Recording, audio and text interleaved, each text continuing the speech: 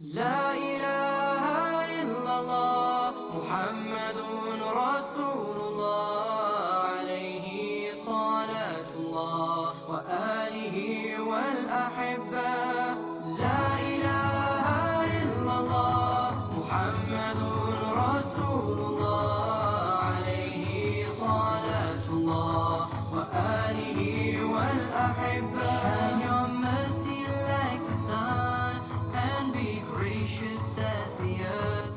Let your kindness come like rain that cares not whom it falls upon.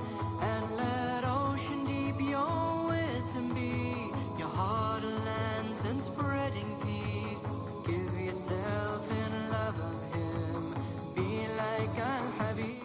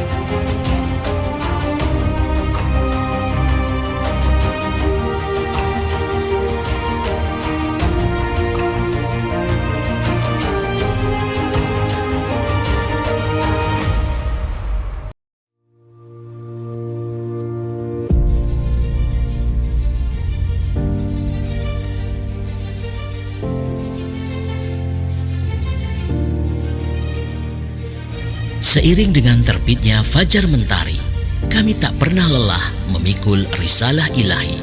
Kami jelajahi Nusantara, mengetuk pintu-pintu masjid, membersamai para jamaah Jum'ah, menyibak segala peristiwa yang syarat dengan polusi kemunafikan yang beredar telanjang bulat di depan mata. Jari jemari kami terus mengalir merekam semua peristiwa. Kami hadirkan solusi cemerlang yang bersumber dari ideologi Islam kafah dalam sebuah media buletin dakwah kafah yang terbit setiap hari Jumat. Sebuah buletin yang inspiratif, ideologis, mengupas berbagai persoalan dari sudut pandang Islam, menambah romansa keberkahan di hari Jumat Anda. Selamat menyaksikan bedah buletin dakwah kafah bersama saya, Indra Fahrudin, Direktur Rumah Inspirasi Perubahan, hanya di YouTube channel Rumah Inspirasi Perubahan. Bismillahirrahmanirrahim. Assalamualaikum warahmatullahi wabarakatuh. Hamidanillah wa musalliyan ala Rasulillah sallallahu alaihi wasallam. La haula wa la quwata illa billahil aliyil azim. Amma ba'du. Alhamdulillah, kaum muslimin dan pemirsa YouTube channel Rumah Inspirasi Perubahan rahimani wa rahimakumullah. Kita bersyukur pada Allah Subhanahu wa taala, kembali Allah Subhanahu wa taala berikan nikmat kepada kita, khususnya Al-Fakir, untuk bisa membersamai para pemirsa di Jumat sore hari ini di 10 Syawal 1445 Hijriah bertepatan dengan 19 April 2024. Alhamdulillah, tidak terasa 2 pekan kita tidak bertemu karena memang buletin dakwah kafah libur dalam rangka liburan Idul Fitri. Masya Allah, kita tentu sangat sedih satu sisi karena kita sudah ditinggalkan dengan Ramadan, tapi di satu sisi kita juga berbahagia karena Allah Subhanahu wa taala telah memberikan kepada kita satu nikmat, kesempatan untuk bisa bertemu dengan bulan suci Ramadan dan alhamdulillah bisa diberikan kesempatan untuk mengisi berbagai amal soleh di bulan Ramadan. Tentu masih banyak sekali kekurangan-kekurangan yang kalau kita rasakan. Ada satu perasaan yang memang harus dihadirkan bagi kita setelah kita melaksanakan eh, puasa Ramadan dengan berbagai macam amal solehnya, yaitu adalah perasaan khawatir, takut apakah amal kita diterima oleh Allah Subhanahu wa taala atau tidak. Namun kita sangat berharap kepada Allah Subhanahu wa taala, semoga segala amal soleh kita yang kita lakukan di bulan Ramadan dengan iman bisa betul-betul diterima oleh Allah Subhanahu wa taala, dan kita menjadi orang yang sukses pasca Ramadan ini, menjadi pribadi-pribadi yang bertakwa. Tentu ada tanggung jawab besar bagi kita untuk meningkatkan, mempertahankan amal soleh kita, bahkan ke depan kita harus terus bersemangat. Oleh sebab itu, Selam Nyampang masih berada di suasana Idul Fitri 1445 Hijriah ini. Al-Fakir mewakili seluruh keluarga besar Rumah Inspirasi Perubahan menghaturkan taqabbalallahu minna wa minkum siyamana wa siyamakum kullu amin wa antum bi khair. Allahumma ja'alna wa iyyakum minal aidin wal faizin wal maqbulin. Selamat Hari Raya Idul Fitri 1445 Hijriah. Dan kami juga mohon maaf apabila ada banyak hal kekurangan yang kita khususnya persembahkan kepada para pemirsa semuanya. Alhamdulillah, kita kembali di sore hari ini akan membedah Buletin Dakwah Kafah edisi 339. Kami berharap bagi para pemirsa yang baru hadir, silahkan untuk subscribe terlebih dahulu, hidupkan lonceng notifikasinya, berikan komentar yang positif berkaitan dengan topik yang akan kita bahas. Buletin Dakwah Kafah edisi 339 mengambil topik Zionis Yahudi hanya bisa diusir dengan jihad dan khilafah. Masya Allah, kita akan urai kembali, kupas kembali persoalan agresi militer atau penjajahan militer yang dilakukan oleh Zionis di negeri Palestina, yang tentu kita kaitkan dengan perkembangan mutakhir, dengan kita menghadirkan satu solusi, satu-satunya solusi di dalam Islam, karena tanpa solusi ini persoalan khususnya membebaskan Palestina dari penjajahan Zionis ini tidak akan atau mustahil untuk bisa dilakukan. Kita ketahui bersama para pemirsa bahwa agresi militer Zionis Yahudi ini masih terus berlanjut hingga hari ini.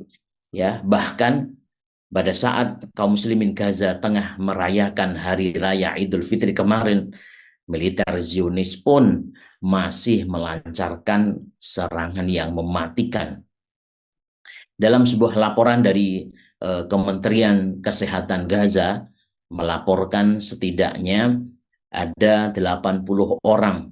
Ini sudah termasuk 17 anak-anak yang tewas, naudzubillah ya. Serta lebih dari 480 lainnya terluka dalam serangan saat Lebaran yang lalu.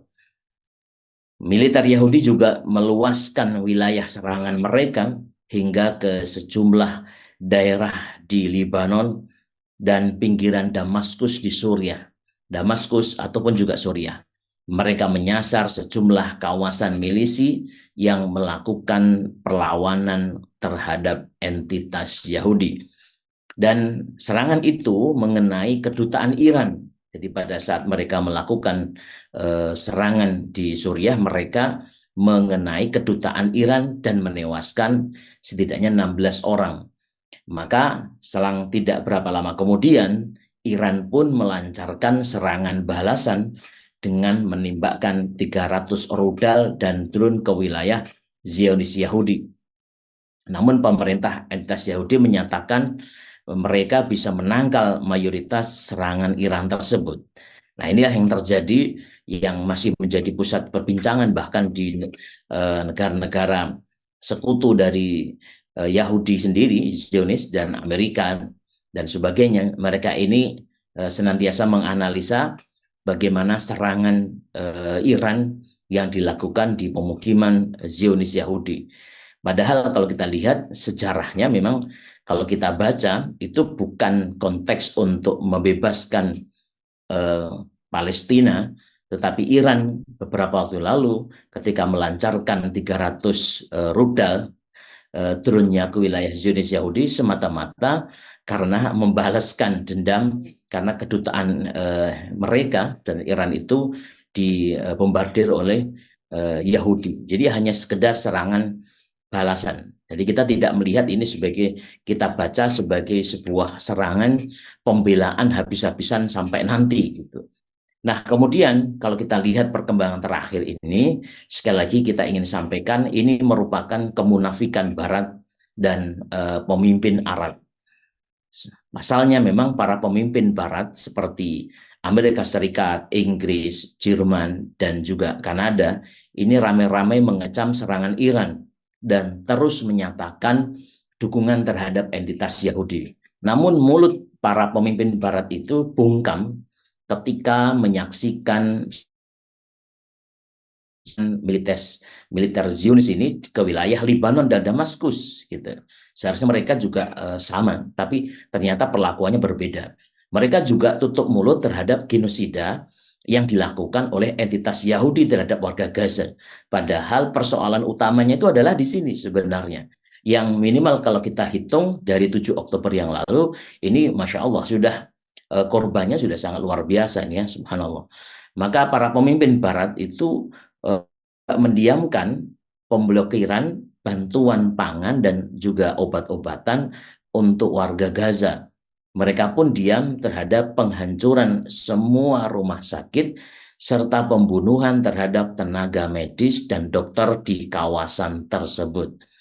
Dan kalau kita perhatikan agresi Israel yang sedang berlangsung di jalur Gaza sejauh ini dalam catatan telah menewaskan 33.360 warga dan sebagian besar mereka ini adalah anak-anak dan juga perempuan dan melukai lebih dari 75.993 warga, hampir 76.000.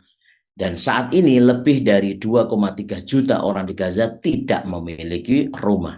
Karena rumah dan sarana prasarana mereka sudah dihancurkan. Berbagai fasilitas umum telah hancur lebur. Suplai makanan dan kebutuhan pokok mereka tidak pernah cukup.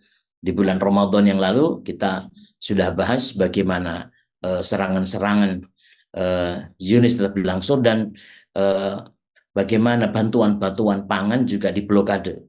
Sehingga mereka bukan hanya mengalami peristiwa genosida, tapi juga persoalan kelaparan yang kita saksikan di berbagai macam media. Nah, serangan balasan Iran terhadap entitas Yahudi itu juga hanya gertak sambal telah dibicarakan dengan Amerika Serikat. Menteri Luar Negeri Iran, Hussein Amir Abdullahian, pada hari Minggu yang lalu 14 April 2024 mengatakan bahwasanya Teheran itu telah memberitahu negara-negara regional tentang serangan terhadap Zionis Israel 72 jam sebelumnya dan bahwa serangan itu sifatnya terbatas. Jadi setelah melihat bagaimana konsulatnya tadi itu di Suriah itu dibom oleh Zionis, itu adalah mereka akan bereaksi kembali membalas dengan serangan itu. Dan pihak Teheran melalui Menteri Luar Negeri Iran ini sudah memberitahukan sebelumnya bahwa 72 jam sebelumnya mereka akan melakukan serangan, yang serangan itu sifatnya adalah terbatas. Dan Iran juga menyebutkan bahwa balasan mereka hanya untuk menghukum rezim Israel serta tidak menargetkan Amerika dan juga pangkalan mereka di wilayah tersebut. Nah, dengan demikian kita bisa baca bahwa pihak Zionis dan Amerika Serikat telah bersiap untuk mengantisipasi serangan tersebut sehingga tidak menimbulkan kerusakan yang berarti di pihak Zionis. Dan sikap lebih buruk lagi itu diperlihatkan kalau kita perhatikan oleh para pemimpin Arab. Alih-alih mereka itu ikut membela perlakuan militer Yahudi terhadap warga Gaza, namun Raja Yordania malah membantu entitas Yahudi untuk menangkal serangan drone dan rudal dari Iran. Seharusnya dibiarkan saja, itu adalah persoalan mereka. Tapi justru Raja Yordania malah memberikan support bantuan kepada Zionis Yahudi dalam menangkal beberapa serangan drone dan rudal yang datangnya dari Iran. Dan sikap serupa itu juga dilakukan oleh sejumlah pemimpin Arab Saudi seperti Saudi Arabia, Uni Emirat Arab, dan juga Mesir. Mereka memberikan informasi intelijen bahwa serangan Iran tersebut ya akan bahwa Iran akan melakukan serangan tersebut. Itu informasi intelijen yang disampaikan kepada mereka. Artinya apa? Artinya mereka membantu negeri Zionis dan Amerika Serikat dalam menghadang tindakan balasan rezim Teheran ini terhadap negeri Yahudi. Nah, memang pemirsa, begitulah ya sikap para pemimpin Arab dan dunia Islam. Mereka mengelabui rakyat seolah-olah memberikan pembelaan terhadap Gaza. Namun kenyataannya mereka bersekutu dengan Zionis Yahudi dan negara-negara pendukungnya seperti Amerika Serikat. Nah, inilah fakta bagaimana yang terjadi di konteks pemerintah Barat dan juga pemimpin negeri kaum muslimin yang mereka sama sekali tidak melakukan satu pembelaan, tidak memberikan satu solusi terhadap persoalan saudara-saudara kita yang ada di Gaza, Palestina. Oleh sebab itu, kita sekali lagi ingin sampaikan tentang solusi syar'i terhadap persoalan ini yang terus kita angkat dan kita sampaikan bahwa tidak ada lain solusinya adalah jihad untuk melawan Zionis ya. Di tengah penderitaan rakyat Gaza akibat tindak genosida Zionis, justru dikampanyekan seruan perdamaian atau gencatan senjata seraya menyalahkan perlawanan yang dilakukan oleh warga Palestina, khususnya juga Hamas yang sangat getol dan berada di garda terdepan. Dengan dalih kemanusiaan dan juga rasa kasihan terhadap kondisi rakyat Gaza, muncul seruan perdamaian dan sekali lagi usulan yang mereka dengungkan adalah kalaupun mereka ingin perhatian, memiliki care terhadap Palestina, ya solusi yang paling mendasar mereka sampaikan adalah solusi dua negara. Nah, namun dalam pandangan Islam jelas hal ini bertentangan dengan hukum syariah dan juga realitas kekejaman Zionis. Ini sudah berulang kali kita sampaikan. Karena memang secara hukum syariah telah ada perintah bagi kaum muslimin untuk melakukan jihad difa'i, yaitu membela, diperintahkan kita untuk berjihad membela negeri mereka yang sedang diserang oleh musuh. Inilah disebut sebagai jihad difa'i, yang itu merupakan satu perintah oleh syari ya, oleh pembuat hukum yaitu Allah Subhanahu wa taala, sebagaimana firman Allah di dalam Al-Qur'an surah Al-Baqarah ayat 194. A'udzubillahi minasyaitonir rajim. Faman i'tada 'alaikum fa'tadu 'alaihi bimithli ma'tada 'alaikum. Siapa saja yang menyerang kalian, maka seranglah dia secara seimbang dengan serangannya terhadap kalian. Jadi ini perintah dari Allah Subhanahu wa taala, ketika musuh itu melakukan penyerangan, ya maka berilah serangan balasan dengan yang seimbang sebagaimana serangan mereka. Allah Subhanahu wa taala juga memerintahkan untuk mengusir siapapun yang telah mengusir kaum muslimin. Di dalam surah Al-Baqarah ayat 191, waqtuluhum haitsu tsaqiftumuhum wa akhrijuhum min haitsu akhrajukum. Perangilah mereka di mana saja kalian menjumpai mereka dan usirlah mereka dari tempat mereka yang telah mengusir kalian. Jadi sangat jelas.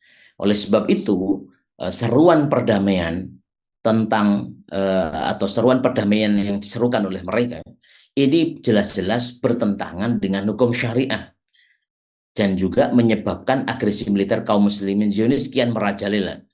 Wong Zionis itu tidak akan rela sebelum Palestina itu secara utuh tunduk dalam pelukan mereka dan mengusir kaum muslimin. Kok malah mereka itu memberikan solusi dua negara ataupun malah solusi perdamaian. Yang Zionis saja itu tidak akan mungkin menerima itu. Jadi makanya syariat sudah sangat paham bagaimana karakter orang Yahudi ini dan bagaimana sikap Islam ketika menghadapi musuhnya. Jadi bukan konteks ini adalah perdamaian. Memang perdamaian di dalam Islam juga diatur, tetapi semuanya harus dipandang secara syar'i. Nah, namun demikian menyerahkan perlawanan terhadap Zionis Yahudi ya, hanya kepada warga Gaza saja, ini juga merupakan satu kemungkaran. Kita biarkan warga Gaza di Palestina itu berjuang sendiri, kita serahkan urusan ini pada mereka. Ini juga merupakan satu buah kemungkaran, karena memang faktanya mereka ini membutuhkan sekali banyak bantuan untuk menghadapi serangan militer yang bertubi-tubi yang dilakukan oleh entitas Yahudi yang dibantu oleh negara-negara Barat. Maka syariah Islam juga telah menetapkan bahwa kewajiban jihad difa'i ini meluas kepada kaum muslimin di sekitar Palestina. Bukan hanya warga Palestina saja, tapi juga meluas khususnya di sekitar Palestina. Itu diwajibkan oleh mereka.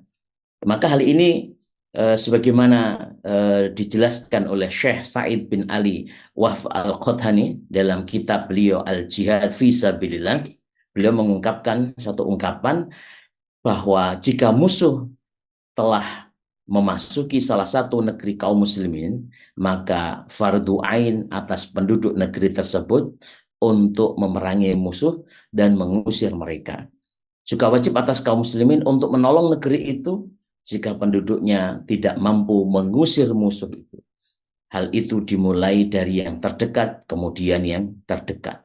Fakta ini sebenarnya sangat mudah kita pahami kalau di negeri ini, karena kita juga pernah merasakan penjajahan yang dulu dilakukan oleh negara-negara penjajah, dan seluruh kaum muslimin khususnya di atau penduduk di Nusantara pada kala itu, mereka sangat bersemangat ya.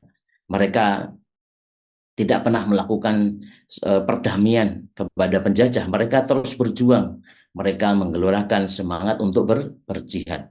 Nah, dalam konteks ini sebagaimana disampaikan oleh Syekh Said bin Ali Wahf Al-Qathani tadi itu, maka negeri yang berada di sekitar Palestina dalam konteks ini itu adalah fardu ain untuk menolong saudara-saudara mereka atau menolong saudara kita di Gaza. Jangan sampai hal ini diserahkan hanya kepada warga Gaza saja. Karena sesungguhnya kekalahan kaum Zionis ini sebenarnya, sekali lagi sampaikan, itu telah tampak di depan mata. Jangan ada satu pandangan dalam diri kita bahwa Zionis itu hebat, kuat, tidak. Ya, karena Zionis ini selalu atau negara Barat selalu mengumandangkan bahaya-bahaya untuk melenakan kita, khususnya kaum muslimin, ya, supaya kita itu merasa kecil bahwa mereka itu ditampakkan seolah-olah besar. Padahal faktanya tidak demikian. Kaum Zionis ini telah mengalami kekalahan. Tentara Zionis yang kalah ya karena tak mampu mengalahkan perlawanan milisi Hamas. Kalau betul-betul militer, perang ini militer dengan militer, secara di lapangan mereka sudah kalah. Mereka kehabisan akal. Ya, mereka karena mereka itu banyak yang stres, mereka bingung, maka untuk menghindari atau menghilangkan rasa malu mereka itu melampiaskan dengan serangan, menembaki warga sipil, perempuan, lansia, hingga anak-anak, dan juga fasilitas-fasilitas kesehatan pada khususnya. Namun yang terjadi kemudian, ribuan tentara mereka ini juga menderita gangguan, stres, trauma yang sangat akut terhadap perjuangan Hamas ini. Dikabarkan sejak serangan ke jalur Gaza dimulai 7 Oktober tahun yang lalu, ada sekitar 30.000 tentara Yahudi ini telah menghubungi saluran layanan kesehatan mental. Kalau dalam bahasa kita mungkin rumah sakit jiwa. Ya, ada sekitar 200 tentara diberhentikan dari Angkatan Darat karena masalah psikologis akibat perang. Nah, maka kalaupun saat ini mereka masih bertahan. Itu karena support dari negara-negara barat yang terus mempertahankan eksistensi negara Yahudi itu di kawasan Timur Tengah. Mereka terus menggelontorkan bantuan keuangan dan juga militer. Nah, melihat ini sekali lagi kita ingin menyadarkan di awal bulan Syawal, bulan perjuangan ini, maka mustahil kita itu sekali lagi menghadapi persoalan ini, terutama adalah agresi militer di Palestina, mustahil bisa kita selesaikan tanpa khilafah, ya, mustahil tanpa khilafah, ya, karena itu sekali lagi mustahil dapat mengenyahkan entitas Yahudi dari tanah Palestina tanpa kekuatan besar. Menyerahkan sepenuhnya perlawanan terhadap entitas Yahudi terhadap warga Gaza, ini juga merupakan tindak pengecut dan satu sikap yang tidak bertanggung jawab. Mereka pun meminta para penguasa boneka di kawasan Timur Tengah untuk mendukung eksistensi kaum Zionis dan tidak memberikan dukungan terhadap perlawanan warga Gaza. Maka pada titik inilah umat ini harus menyadari bahwa mereka membutuhkan eksistensi negara khilafah untuk melindungi Palestina dan menyingkirkan entitas Yahudi dari tiap jengkal tanah Palestina. Maka kami akan sampaikan dalam buletin dakwah kafah ini ada 3 alasan mengapa umat membutuhkan khilafah untuk mengusir Zionis Yahudi. Yang pertama, ketidakmampuan lembaga-lembaga internasional untuk melindungi Palestina. Ini fakta. Menurut pengakuan Sekretaris Jenderal Perserikatan Bangsa-Bangsa Antonio Guterres, mengaku bahwa badan dunia ini tidak memiliki kekuatan untuk menghentikan perang rezim Zionis di Gaza dan menyerukan kepada mereka yang berkuasa untuk melakukan hal itu. Jadi Sekjen PBB saja sudah mengatakan seperti itu. Lembaga ini tidak memiliki kekuatan. Bagaimana mungkin kita malah berharap kepada mereka? Apalagi sekali lagi kita sampaikan dalam sejarahnya memperlihatkan bahwa PBB juga telah mengakui eksistensi negara Zionis ini. Padahal jelas Zionis Yahudi ini adalah penjajah kejam. Mereka juga telah mengusir dan membantai penduduk aslinya, kaum muslimin di sana. PBB juga telah dikendalikan oleh negara-negara anggota Dewan Keamanan seperti Amerika Serikat, Inggris, dan juga Perancis. Ini pada faktanya. Poin yang pertama, kenapa kita membutuhkan khilafah. Yang kedua, para pemimpin negara-negara Arab dan dunia Islam bukan saja berdiam diri. Bahkan sebagian dari mereka malah menyokong negara Zionis dan bekerja sama dengan induk semangnya, yaitu Amerika Serikat dan juga Inggris. Serangan main-main Iran ke negara Zionis, sekali lagi, ini adalah sebagian dari politik kotor para pemimpin dunia Islam terhadap nasib di Gaza. Apalagi sikap penguasa Yordania yang terang-terangan menyokong entitas Yahudi. Poin yang ketiga, yang terakhir, hanya negara khilafah yang akan sanggup memobilisasi kekuatan umat untuk mengusir entitas Yahudi. Negara khilafah akan menghapus belenggu nasionalisme yang telah merantai umat ini dari memberikan pertolongan terhadap saudara mereka yang teraniaya seperti di Gaza, Palestina.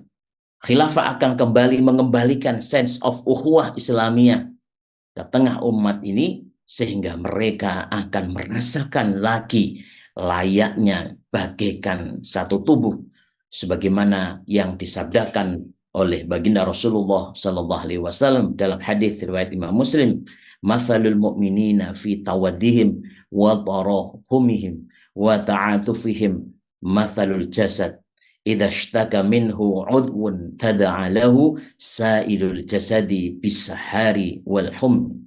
Perumpamaan kaum muslimin dalam hal kasih sayang bagaikan satu tubuh. Jika satu anggota tubuh merintih kesakitan, maka sekujur badan ini akan merasakan panas dan demam.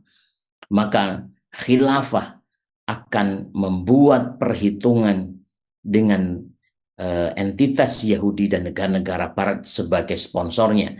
Bukan saja mengusir kaum Zionis Yahudi, khilafah pun akan menghilangkan semua fasilitas negara-negara penjajah di wilayah kaum muslimin seperti pangkalan militer asing.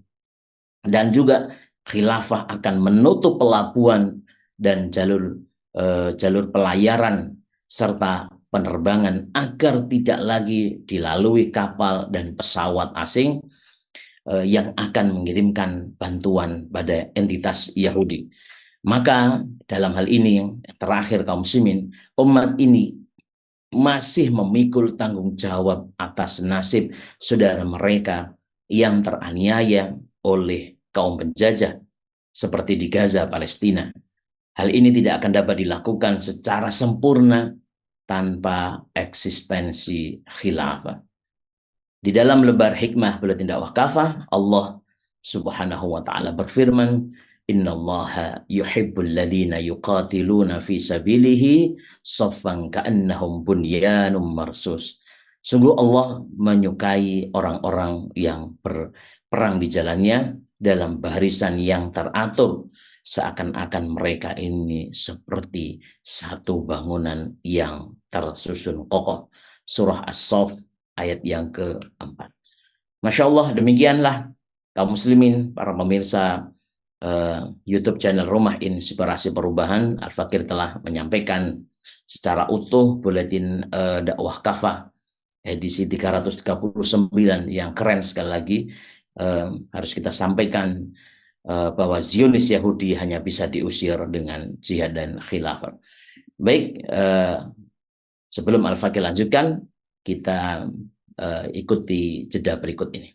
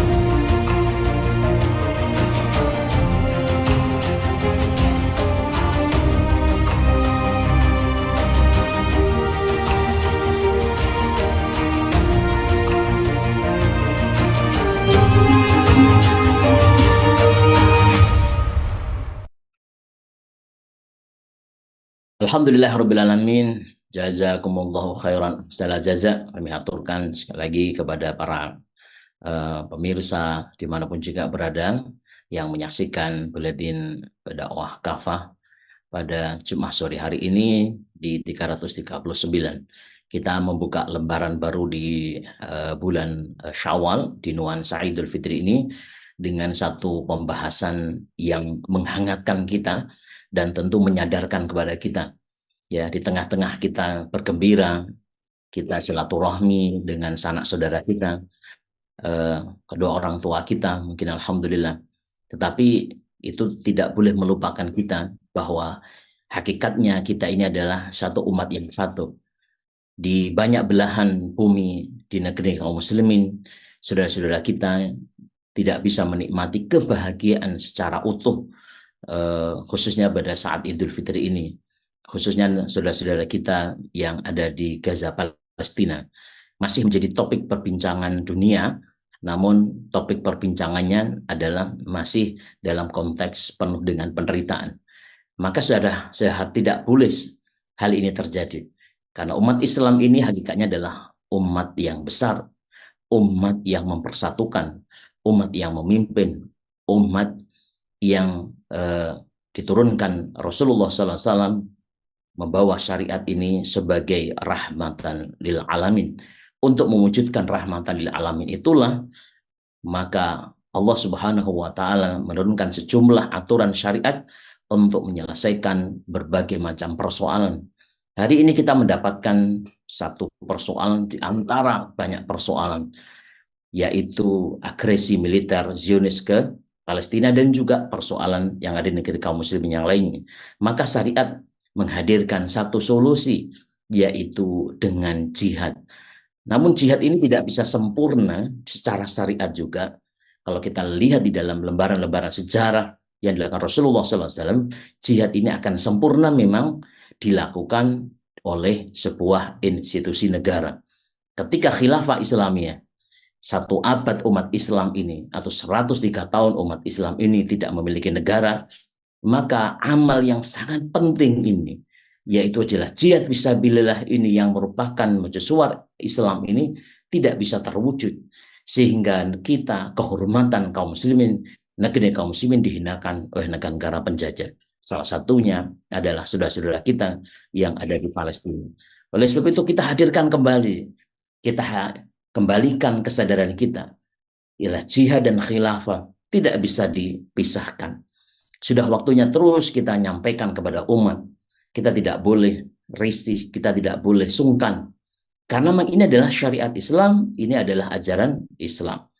Maka kita ingin mengetuk kepada para ulama, para tokoh, kaum muslimin. Ayo kita membuka diri kita dengan Islam ini satu-satunya solusi untuk menyelesaikan berbagai macam persoalan. Di dalam solusi itu kita melihat Allah memberikan satu aturan, yaitu jihad yang dilakukan oleh khilafah Islamiyah ya, untuk membebaskan negeri-negeri kaum muslimin. Tentu ketika khilafah ini belum ada di tengah-tengah kita, maka tugas kita kembali kita melihat contoh dari baginda Rasulullah SAW untuk memperjuangkan, untuk menghadirkan kembali.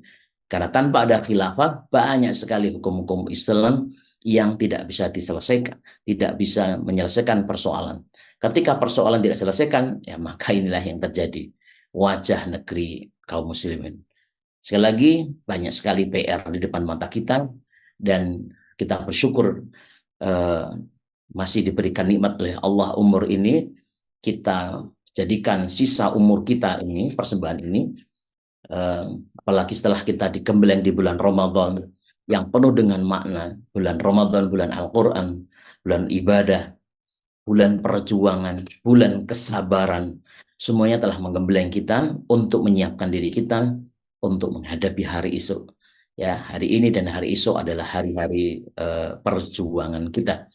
Dan tentu sebagaimana diajarkan oleh para salafus soleh, bahwa sesungguhnya apa yang kita lakukan ini semata-mata karena panggilan akidah kita, bukan yang lain. Oleh sebab itu, semoga keikhlasan ini menjadi penyemangat, menjadi energi kita untuk terus bisa berjuang, dan kita menyampaikan ini kepada umat. Baik, saya kira demikian para pemirsa YouTube channel Rumah Inspirasi Perubahan, Buletin Dakwah Kafah edisi 339 pada sore hari ini. Semoga bisa memberikan pencerahan, edukasi. Jangan lupa di-share ya kajian-kajian kita khususnya di Buletin Dakwah Kafah ini. Semoga Allah Subhanahu wa taala mempertemukan kita di Jumat sore yang akan datang. Baik, aqulu qauli hadza fastaghfiru li wa lakum innahu ghafurur rahim. Subhanakallahumma bihamdika asyhadu an la ilaha illa anta astaghfiruka wa atubu ilaik. Wassalamualaikum warahmatullahi wabarakatuh.